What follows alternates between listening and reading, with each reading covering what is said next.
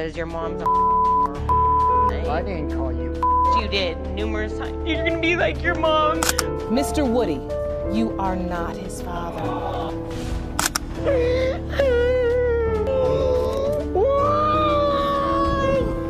I want to feel like I'm burdening someone else if he's not my dad. Since he's saying that he's not my dad, so I don't want you to feel like I'm burdening you or you have to deal with me. You are not.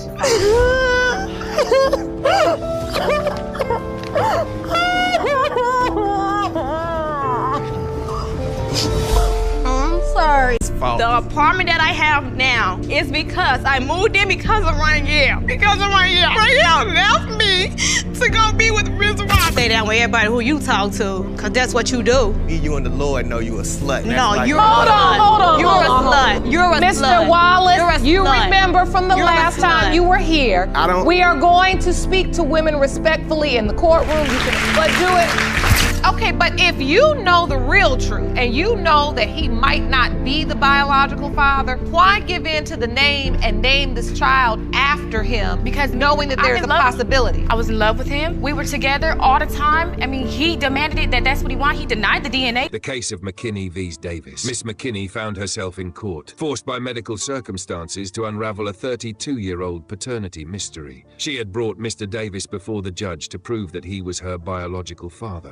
Mr. Davis, that he is your biological father. Is that correct? Yes, Your Honor. Mr. Davis, you claim you didn't know that she even existed until a few years ago and claim another man raised her and he is her biological father. Is that correct? Yes, Your Honor. At the start of the case, Miss McKinney stated that her mother had always told her that Mr. Davis was her father. She believed it because his name was on her birth certificate. Well, you did sign her birth certificate. No, Your Honor. She had to put it on. Her mom had to put it on there because I wasn't even around or even with her.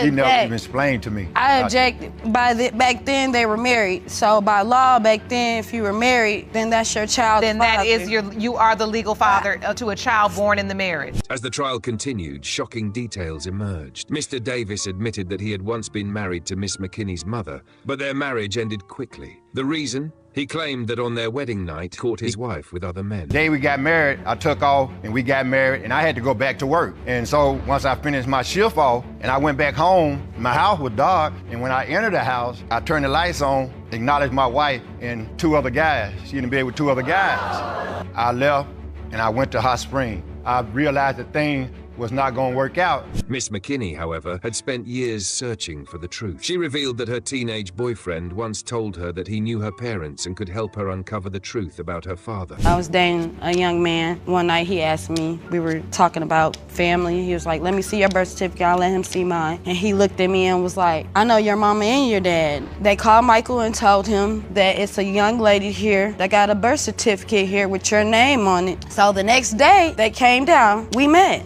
At first, the potential father accepted her with open arms. He embraced her, making her believe that she had finally found her real dad. But everything changed when her grandmother passed away. Tell other people that I'm not your daughter, but you tell me you didn't know at first, you had doubts, but then you knew yourself that I was your child. At that time, I looked at his mom and his daughter, felt like I looked just like them. I felt like I met my dad, like everything he raised. Mr. Davis, still firm in his stance, claimed that the man who raised Miss McKinney was her true biological father. But Miss McKinney quickly shut him down, explaining that while Mr. Williams had indeed raised her, he had never once claimed to be her father. Always been Michael Anthony Davis is your father from everybody, even other men that's supposed to be the father. They always said Michael Anthony Davis is your father. Mr. Davis, you believe that this man we're speaking about, Mr. Williams, could be Ms. McKinney's biological father. I'm not for sure about that. I don't know. At this point, Judge Lake took action and summoned Mr. Williams to the court. He stated that while he had never been sure about Miss McKinney's true paternity, he had always been there for her as a father figure. What did her mom tell you about her pregnancy? After we've been together, and then maybe about 6 months into the relationship, she told me she was pregnant. Did her mother ever tell you you were her biological father? No, her grandmother had said something once before. And what did she say?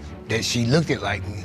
Despite the heart-wrenching testimony, Mr. Davis stood his ground. Even as Mrs. Davis, his wife, testified that they had never doubted that Miss McKinney was his child, he continued to reject the idea. Just a couple days ago, you told me something different. Stop lying to me.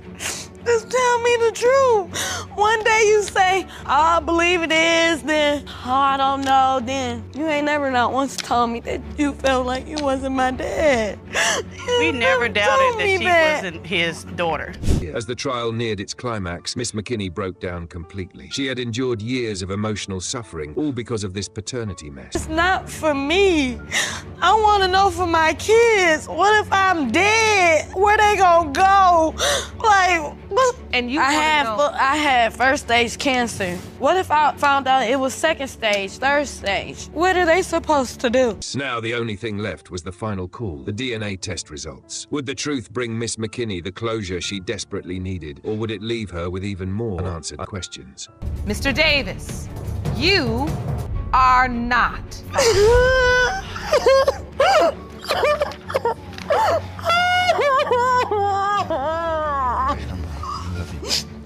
I'm sorry.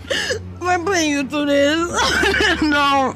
If you love this emotional roller coaster, don't forget to like, comment, and subscribe for more shocking courtroom drama. Things always take a dark turn when greed and deception come into play. Miss Thompson is on a mission to defend her late brother Kevin's honor against Miss Lee, a 19-year-old woman claiming that Kevin fathered her 3-month-old daughter, Nevaeh. He was 100% positive that he was not the father. He stated that Miss Lee was a money-hungry, compulsive liar. Really? Yes. Basically, she was just one of the ladies that he was sleeping with at the time, and she claimed to be pregnant by him. But he did not believe that. No. Miss Thompson's strongest piece of evidence? Kevin himself had confided in her that Miss Lee had been relentlessly harassing him about getting her pregnant. Yet, he was adamant he was not the father. We did what we did. After that, I cleaned up, and after I cleaned up, I threw up, and my body reacted and started changing automatically. And I went to the store the next day, and I got 2 pregnancy tests, and they both came positive. And he said, oh, that's not my baby, that's not my baby. Exactly. Because he had multiple women. Even Judge Lauren is momentarily stunned by the case. How could Miss Lee believe she conceived so quickly? Did she ever stop to consider that the nausea she experienced after being with Kevin might have simply been from drinking too much? This isn't the first time that she claimed to be pregnant by him also. This is his that's word. A lie. That's a lie. That's a lie. I ain't never, I don't want to be pregnant. You hear me? I ain't never walked around talking about, look how little I am. Come on now.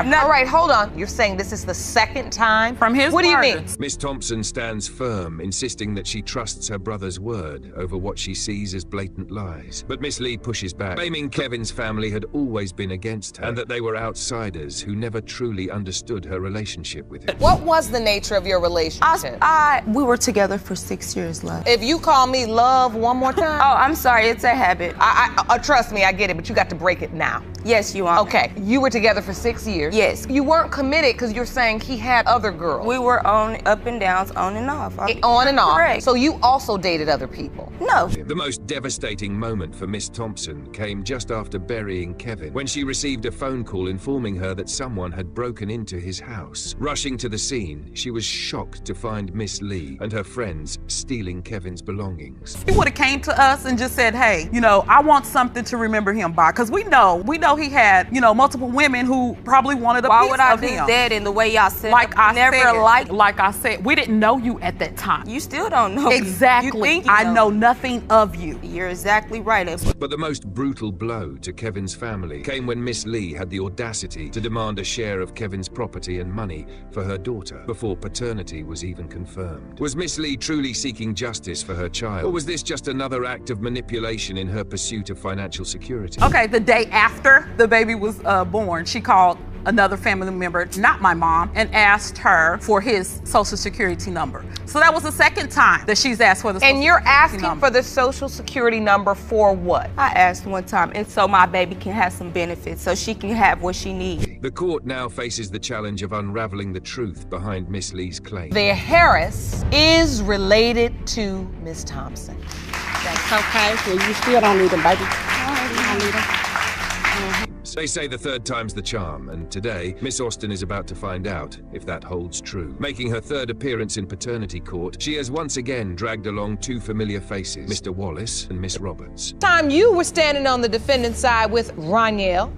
Yes, Mr. Wallace. Mr. Wallace, you back with Miss Roberts. Yes, ma'am. But you still going back and forth between the two women because she's pregnant now and the baby could potentially be yours? Yes. So what's the issue this time? It turns out 9-month-old Raniel still doesn't have a confirmed father. Mr. Wallace is convinced he isn't the father, but what shocks everyone the most is how he immediately starts cursing at Miss Austin, forcing Judge Lauren to step in and reprimand him. Last time we was here, everything started out okay, but we all knew that wasn't gonna last long. Roniel Wallace was still bouncing back from me and Kendrelyn. I had enrolled in school, but I never did go because I had got pregnant once again with Roniel, and she got pregnant with her baby, with her son. And as you can see now, once again, I'm pregnant again. Apparently, Mr. Wallace is the one who can't stay committed. He seems to want the best of both worlds, bouncing back and forth between Miss Austin and Miss Roberts. To make matters worse, even though today's paternity case is about their second child, it's revealed that Miss Austin is now pregnant with another baby. Once again, possibly fathered by Mr. Wallace. Wallace, as to whether or not her child is your child if you've been having babies with both of these women back and forth all this time. I had installed, it was like spyware on her phone. They would duplicate her text messages and call log and send a copy to my email. As tensions rise, an altercation brews, prompting Judge Lauren to restore order. She directly asks Miss Austin if she had been unfaithful to Mr. Wallace, but Miss Austin firmly denies it, even offering to take a lie detector test to prove her innocence. Lay down with everybody who you talk to, because that's what you do. You and the Lord know you a slut. No, you're a slut. Hold on. You're a slut. You're a slut. Mr. Wallace, You're a you slut. remember from the last time you were here, we are going to speak to women respectfully in the courtroom. You can, but do it respect. So you believe she was sleeping around? For the second time, Judge Lauren has to scold Mr. Wallace for his language. This man certainly doesn't hold back. Suddenly, things escalate between Miss Austin and Miss Roberts when Miss Austin accuses her of enabling Mr. Wallace's infidelity. The argument gets so heated that security has to escort Miss Roberts out of the courtroom. Are you admitting that you also had a relationship with somebody else during the time? No, I wouldn't even call it a relationship. It was just someone else you were seeing? Yeah, because I was hurt by trying to get back at Roniel, things that he had done to me. At the end of the day, you all can see now that two wrongs never make a right. They make more wrong. Judge Lauren tries to bring Miss Austin back to reality, pointing out that while she may not have been physically involved with other men when she got pregnant, she did communicate with several behind Mr. Wallace's back. No wonder Mr. Wallace has doubts about the paternity of their second child. You feel like these similarities are not compelling enough? No, you can't just go off looks. I'm going off her actions. You couldn't forgive her. You all couldn't work through this. Instead, you just went to stay with Miss Roberts. That's false. The apartment that I have now is because I moved in because of Roniel. Because of Roniel. Roniel left me to go be with Miss Roberts. In an emotional breakdown, Miss Austin expresses frustration over how Mr. Wallace keeps walking in and out of their lives.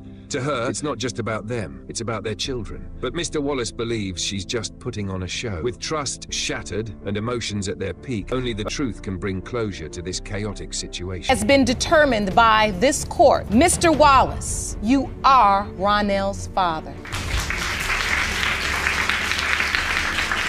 Mr. Patterson isn't just heartbroken, he's furious. He was tricked into signing the birth certificate of 4-year-old DeMarcus, only for Miss Knight to suddenly claim that another man might actually be the child's father. Since he came out the womb, since he entered this world, when the doctor first, held him up and finally gave him to him, I witnessed him just completely quit crying and looked me dead in my eyes, and that's when, at that moment I knew I became someone's father. So at that moment, like all the doubts that we had before, I just knew like they were just out the window and just, it was gonna leave us a happy family, but it didn't happen that way. Not exactly.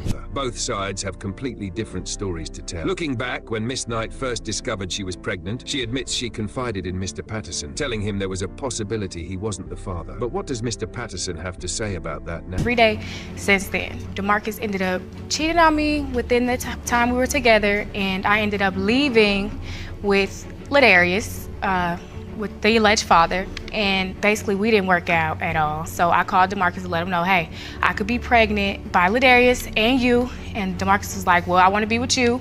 To make matters worse, Miss Knight disappeared for 2 whole months after leaving Mr. Patterson's house. No calls, no messages, as if she had vanished into thin air. Meanwhile, Mr. Patterson's grandmother warned him that he was dealing with a reckless woman, someone who would slip right through his fingers if he wasn't careful. Ended up having protected sex that night, and then we ran out of condoms, and while we were doing it, I told him to go ahead and get me pregnant. That's what I called DeMarcus and let DeMarcus know.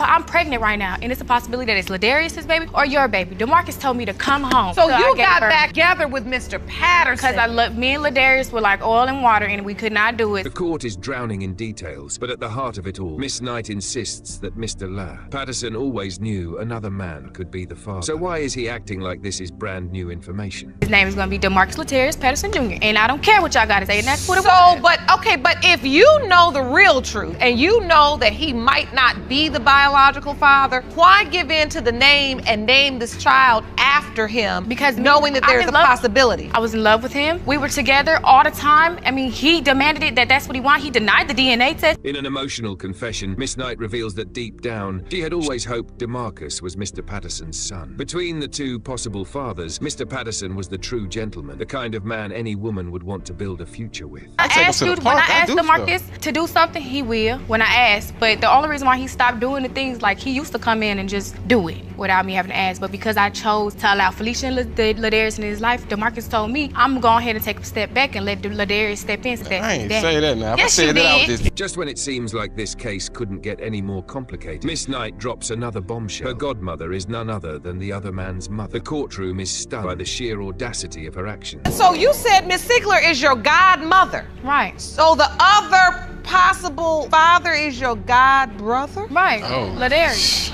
Are you making this look bad? Lord. But the most ruthless twist, Miss Knight allowed the other man's family to spend time with DeMarcus, despite knowing there was a chance he wasn't their blood. How does she justify that? Biologically, a child can only have one father. With emotions running high and trust shattered, only the DNA results can reveal the truth. Who is DeMarcus's real father? The biological father is Mr. Sigler. What do you feel right now? Hurt.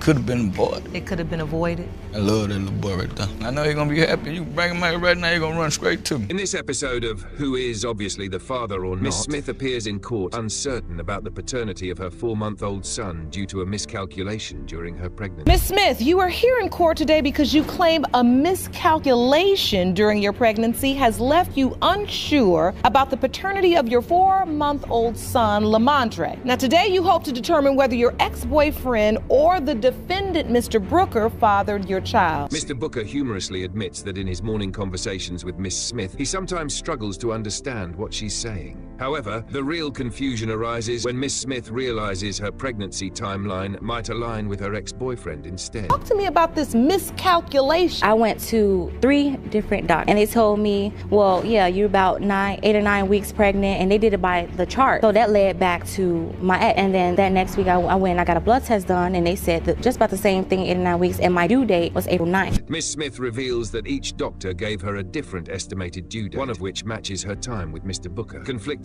medical opinions intensify the suspense, leaving both the court and the audience in shock. Where it gets confusing, I was stating that me and Mr. Brooker had sex August on the 14th, and then that's when I went to the doctor again on the 24th, and they gave me a date of May 13th, and at that time, I'm like, that corresponds with time me and him having sex. To make sense of the situation, expert witness Dr. Gator explains that Miss Smith's irregular menstrual cycle led to discrepancies in her estimated due date. His testimony delves into the complexities of pregnancy calculations, keeping everyone in the courtroom at the edge of their seats as they await the final verdict. Have you reviewed the paperwork we submitted to you, and how can that happen, and why does that happen? It actually happens more often than you would think. At Miss Smith's first visit, she basically was given a potential due date of April the 9th, and that was based off of her last menstrual period period of July the 3rd. During an emotional moment, Miss Smith recounts her conversation with Mr. Booker about the uncertainty of paternity. Despite his doubts, he remained both excited and nervous about becoming a father, choosing to be supportive and attending the initial doctor's appointments, proving his dedication regardless of the outcome. He was the father, at least a strong potential, right? Right. So what were you telling him? Well, I'll let him know up front that, you know, Trey could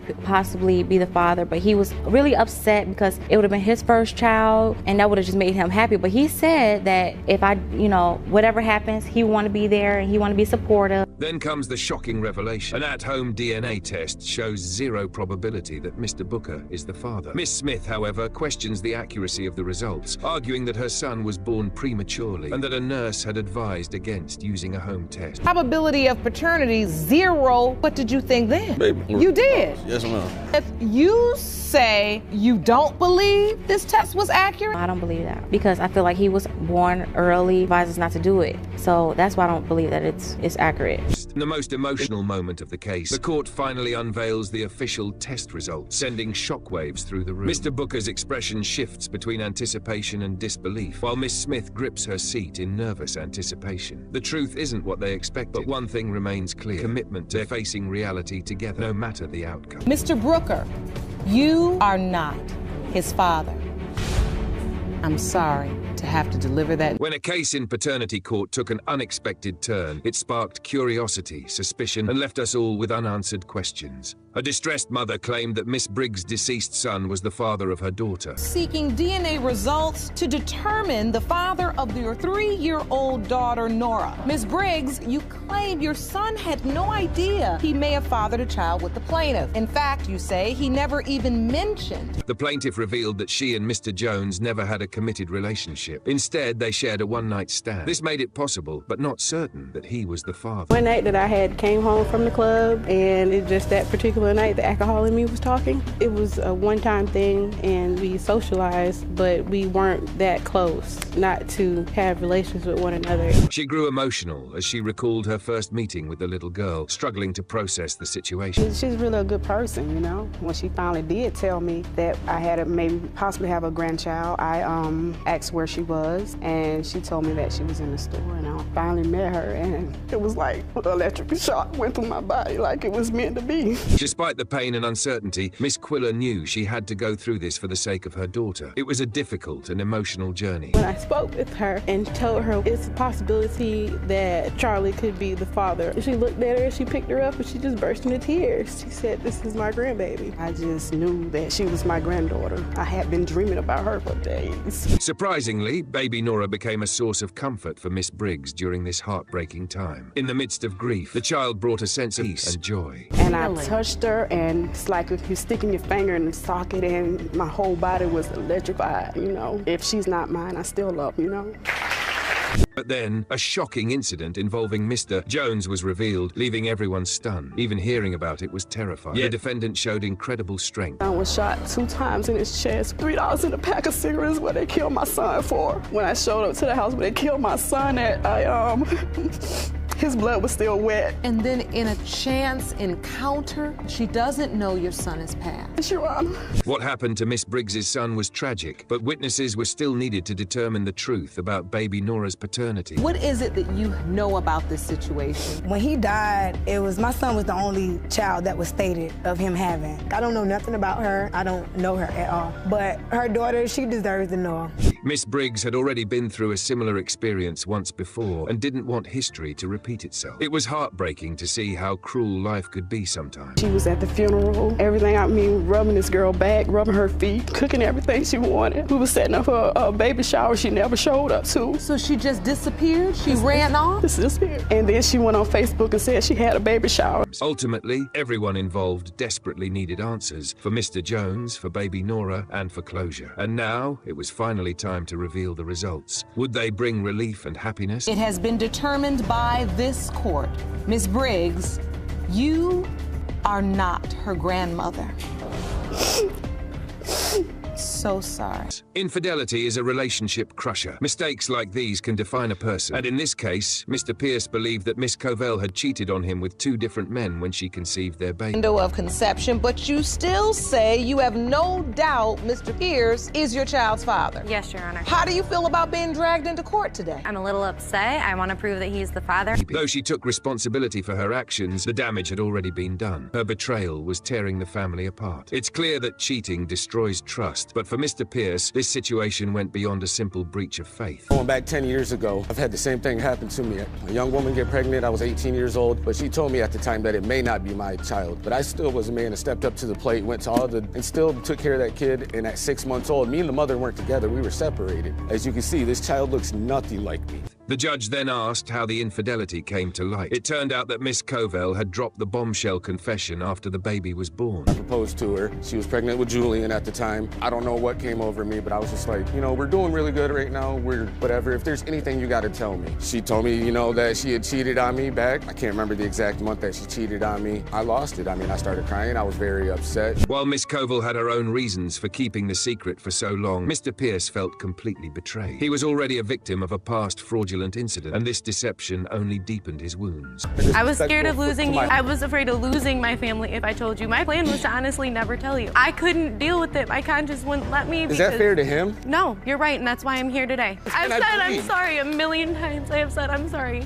As their case unfolded, the paternity question began to shake the very foundation of their relationship. Their once stable bond had now turned into a fragile mess. He was very supportive on and off. You say you were there. You might have been there physically, but not emotionally. And the other guy was asking me, you know, are you okay? I felt emotionally like he was more there for me. How do we know that's the only time, though? If he does prove to be mine, how do I know that it's not happened any other time? Mr. Pierce insisted that the baby looked nothing like him, reinforcing his doubts. However, Miss Covell argued that the child was identical to how she looked as a baby, insisting that her words should be trusted. This mistake has not only led you to question Julian's paternity, but also to question your entire relationship. You know, she was the good girl. She was never going to do this to me, knowing what happened. In addition to the DNA test you request today, you're also requesting a lie detector test. Correct, Your Honor. Mr. Pierce could no longer rely on her honesty after such a deep deception. And when a situation gets this messy, there's only one way to find the truth: a DNA test. She cheated with was white. That looks completely like a white baby. I mean, that's what I was about to ask you. What does the gentleman you cheated with look like? He is white. He does have blonde hair, but blonde hair also runs in both sides of our family. He looks nothing like me, and I'm not saying he's not mine.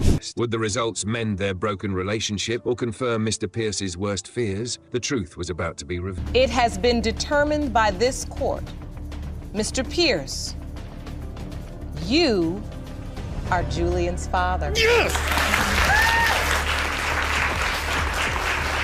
Great news, right? Thank you, Your Honor. You're so welcome. Miss Percival stepped into the courtroom with a bold claim. She was certain that Mr. Henson was her father. However, Mr. Henson strongly denied the accusation, insisting that he had never even been involved with her mother. Not sleep with Miss Percival's mother at the time she was conceived, and there is no way she is your daughter. Additionally, there is yet another young woman claiming Mr. Henson is her father. The trial began with Miss Percival's testimony, during which she revealed that Mr. Henson had denied her existence for years. Strangely, he had acknowledged her sister, which made his rejection even more painful. And also through my mother. He accepted her when she was a baby. Why is it you deny? I was married with another woman at the time. Me and the other woman that I was in a relationship with was having a baby. So she conceived. In his mind, there was no possibility that he could be the father. Were you told that he was your father? When I was 6. The relationship? No, I barely met him 2 months ago at Teresa's house. The judge turned to Miss Percival's mother for answers. She explained that Mr. Henson had a long history of being unfaithful, not only to his wife, but also to his girl. Like Mr. Henson, Miss Merchant didn't hesitate. Her testimony directly challenged his denial. According to her, he knew for a fact that Mr. Henson had been in a relationship with Miss Percival's mother at the time she became pregnant. If Miss Merchant's claims were true, then Mr. Henson had been deliberately lying to avoid responsibility. The case was no longer children. How could he recognize one daughter while completely denying the other? He cheated on me. So, Mr. Henson, you're also my older brother. I confronted my brother and he told me yes, he did. The judge wasn't fooled by Mr. Henson's evasions and, more importantly, irrefutable. Was your mom's a I didn't call you. You did numerous times. You're gonna be like your mom. My mother's one thing. I lived with him for 3 years. He never denied any of my brothers. I apologize for saying the bad things about you. Now, there was only one way to settle this dispute once and for all, a DNA test. Would Mr. Henson